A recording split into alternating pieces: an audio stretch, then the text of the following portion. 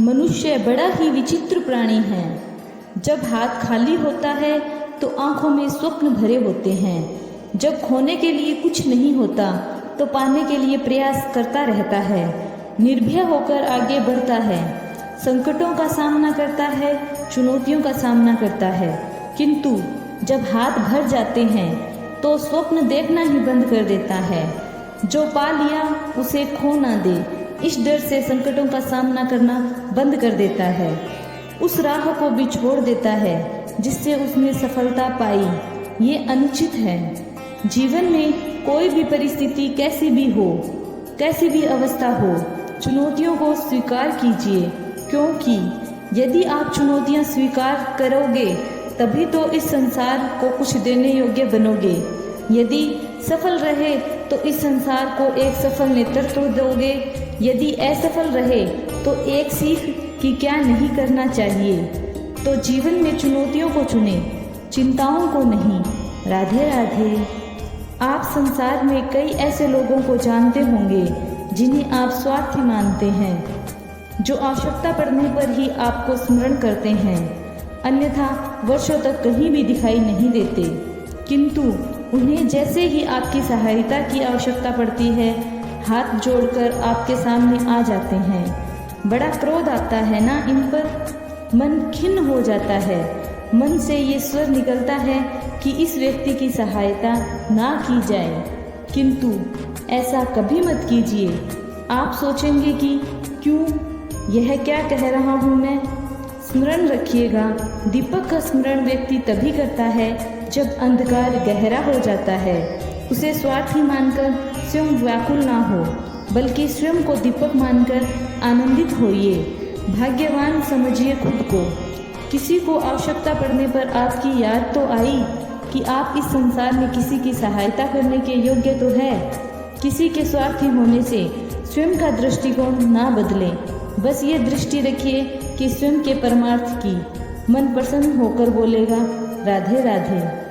मनुष्य को जब सफलता मिलती है तब उसमें जागता है अहंकार, और ऐसे में मनुष्य एक बात भूल जाता है, झुकना।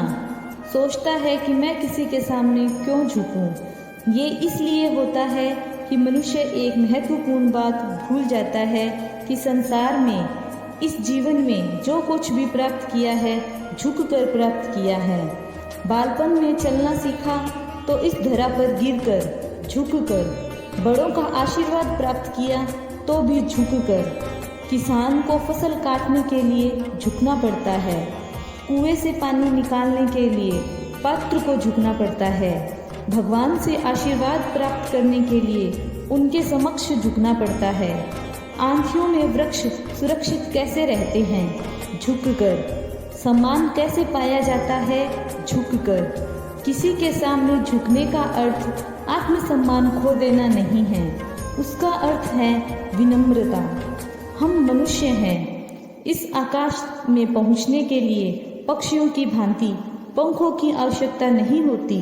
बस जितना झुकेंगे उतना ही ऊपर उठेंगे। राधे राधे।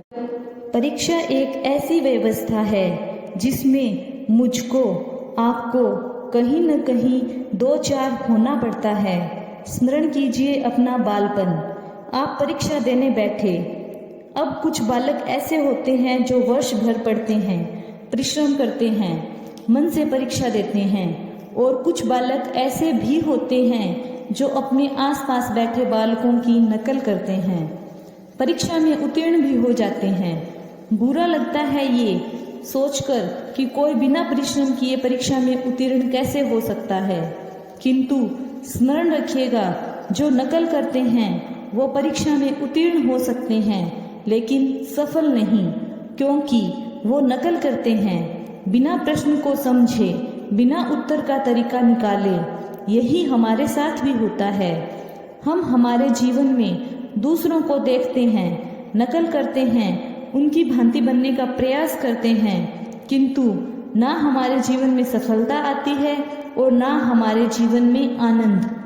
क्यों? एक विशेष बात भूल जाते हैं, प्रत्येक मनुष्य का व्यक्तित्व भिन्न होता है। आप दूसरों की नकल करके अपना जीवन व्यतीत कर सकते हैं, लेकिन अपने जीवन में सफलता लानी है, यदि अपने जीवन में आनंद लाना है, तो स्मरण रखिएगा, स्वयं के प्रश्नों का उत्तर स्वयं को ही खोजना पड़ेगा। राधे राधे। कभी वर्षा के कीचड़ से होकर अपने घर गए हैं, पादुका पहनने के कारण आप उस कीचड़ से तो बच जाते हैं, किंतु इन पादुकाओं द्वारा उड़ने वाली कीचड़ की बूंदें वस्त्रों को मैला कर ही देती है, किंतु फिर भी इन बूंदों से आपके वस्त्र मैले हो जाएंगे। इस कारण से आप पादुका पहनना तो नहीं छोड़ते। इसी प्रकार जीवन में भी कुछ ऐसे लोग भी होते हैं पादुका की भांति, जो आपको कीचड़ से तो बचा लेते हैं, लेकिन वस्त्र रूपी मन पर शंका के दाग लगा ही जाते हैं। इन लोगों के कारण से मन को खिन्न करने की आवश्यकता नहीं है, बल्कि ये सोचना कि आपको पाँव को कीचड़ से बचाना है या वस्त्रों को। जीवन में गंभीर होना अच्छी बात है, किंतु हर बात को यदि गंभीरता से लेने लगोगे तो जीवन का आनंद ही समाप्त हो जाएगा। संसार अनित्य है, यहाँ ऐसा कुछ भी नहीं जो सदा के लिए जीवित रहेगा। तो जब तक ये जीवन है, इसे संतोष और आनंद से जिए। स्वयं पर छिड़कने वाले कीचड़ पर ध्यान ना दे, बस आनंद बांटिए। मन प्रसन्न होकर बोलेगा, राधे राधे। जीवन क्या है? हम जन्म लेते हैं, बड़े होते हैं, हमारे माँ बाप हमें पालते हैं, फिर उनके धन से हमारा बालपन बीतता है, फिर हम बड़े होते हैं, हम विवाह कर लेते हैं, हमारी संतानें होती हैं, हम उनको पालते हैं, फिर हम वृद्ध हो जाते हैं, एक दिन इस संसार से चले जाते हैं। क्या यही जीवन है? आता होगा ये प्रश्न मन में कई बार। अब तनिक जल की यात्रा देखिए। सागर से भाप बनकर उठता है, मेघ बनकर बरसता है, फिर नदी बनकर फिर सागर में प्रवेश करता है, किंतु कभी ये प्रश्न नहीं करता कि उसका जीवन क्या है, उसका उद्देश्य क्या है। हर भाव जीता है, जितना बन सके देता है। सागर में हो तो जल जीवों को जीवन देता है, जब भाप बनकर मेघ बनता है तो किसानों को आशा देता है कि फसल पुनः उपजेगी। जब वर्षा बनकर बरसता है तो इस सूखी प्यासी धरा को सींचता है, और जब नदी में होता है तब वनस्पतियों को जन्म देता है। क्या जल कभी ये सोचता होगा कि उसका जीवन क्या है, उसका उद्देश्य क्या है? नहीं, वो बस अपना कर्म करता रहता है और जितना हो सके सबको आनंद देता रहता है। इसलिए जीवन में कभी ये प्रश्न मत कीजिएगा कि जीवन क्या है, इस जीवन का उद्देश्य क्या है। बस इस जीवन को जिए और जितना हो सके सबको आनंद दे।